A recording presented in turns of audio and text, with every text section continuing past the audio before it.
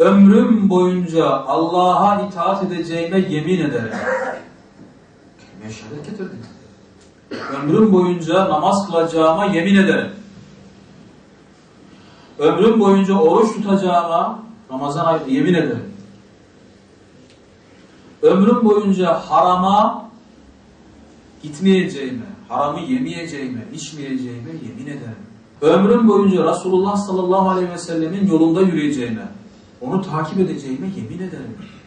Kelime-i şehadet getiren bir bayansa, ömrüm boyunca başımı örteceğime, tesettüre gireceğime, erkekse hakeza yine, tesettüre gireceğime yemin ederim. Bakmayacağım, kulağımla haramı işitmeyeceğim. Bunlar hepsine yemin ederim. Yeminin 3 derecesi var. Bir, avam Müslümanların yemini. Yani şu anda kaç tane Müslüman var dünyada? Yani kimliğinde Müslüman yazan yaklaşık 2 milyar Müslüman. 2 milyarın yemini avam yeminidir. Yani en alt seviyedeki. Bunlar bazen yeminlerini şey yapabilirler yani. Unutabilirler, bozabilirler. En alt seviyedekiler. Bir. İkincisi biat. Biat. Bu yeminin bir üstüdür. Orta tabaka. Ashabın, işte ensarın, muhacirin, sahabenin yemini. Peki bugün biat nedir? Bugün biat etmek işte Müslüman toplumlar için, fakir fukara için, mustazaflar için, ezilenler için bir şeyler yapmaktır. Hayra çağırmak, iyiliği emretmek, kötülükten nehyetmek, hakkı sabrı tavsiye etmek. Bu biat etmek. Mesela böyle bir yer açmaktır. Burası için çabalamaktır, davet etmektir, masraf etmektir falan. Bu ne oldu? Avam halkın biraz üstüne çıktı. 3. derecesi de şehadettir. İşte asıl şehadet o. Asıl şahitlik getirmek o. Şehitlik yani. Şehit ne demek? Şahitlik eden. Kelime-i şehadetin en mükemmeli o. Ne diyor? Ben canımı ortaya koyarım, yine yeminimden dönmem. Ben canımı ortaya koyarım Allah ve Resulü için, yine yeminimi unutmam. Yeminimi ihya ederim. İşte şehitler. Ricalun minel müminin diye ayet-i kerimede geçen, müminlerden öyle erler vardır ki dedi değil mi? Yemininde sadık oldular. Ahde vefa gösterdiler. Canlarını ortaya koydular. Kimisi adağını yerine getirdi. Kimisi de bekliyor. Onlar işte en üst seviyedekiler. Yemin eden kişi yarışan kişidir. Yarışan kişidir. Y harfi yarışmak. Biz kelime-i şehadet getirdikten sonra farkında olalım veya olmayalım yarışıyoruz. Başkasıyla yarışıyoruz, kendimizle yarışıyoruz. Bir şekilde yarıştayız. فَاسْتَبِقُوا الْخَيْرَاتِ Hayırda yarışın diyor. وَسَارِعُوا اِلَى مَغْفِرَةٍ مِنْ رَبِّكُمْ Devam ediyor değil mi? Cennet. Yani Rabbinizden bir mağfiret için yarışın. Genişliği gökler yerler kadar olan cennetler için yarışın. Koşturun.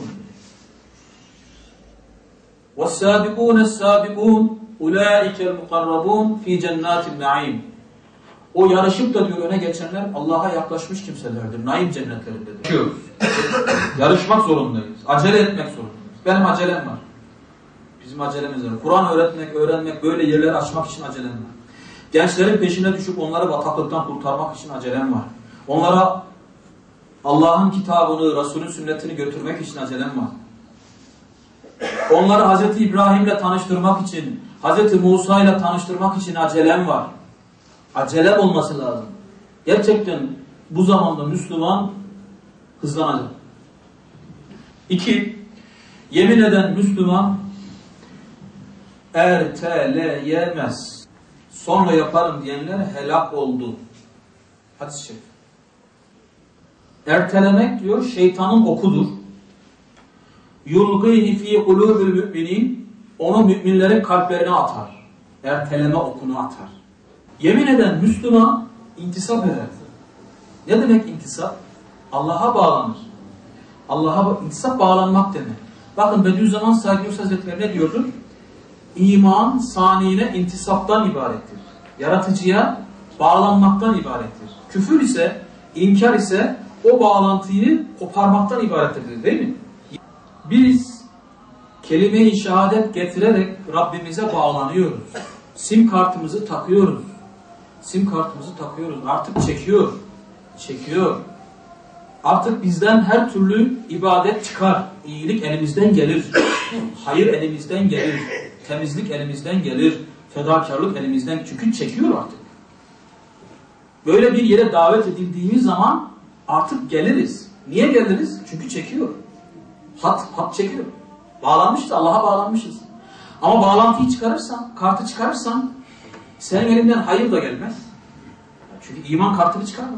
Hayır da gelmez, temizlik de gelmez, iyilik de gelmez, fedakarlık da gelmez, namaz kılmak da gelmez, oruç tutmak hiçbir gelmez. Çıkmaz. Bağlantı yok. Biz sürekli Allah'a bağlantımızı kontrol edeceğiz. Kontrol edeceğiz.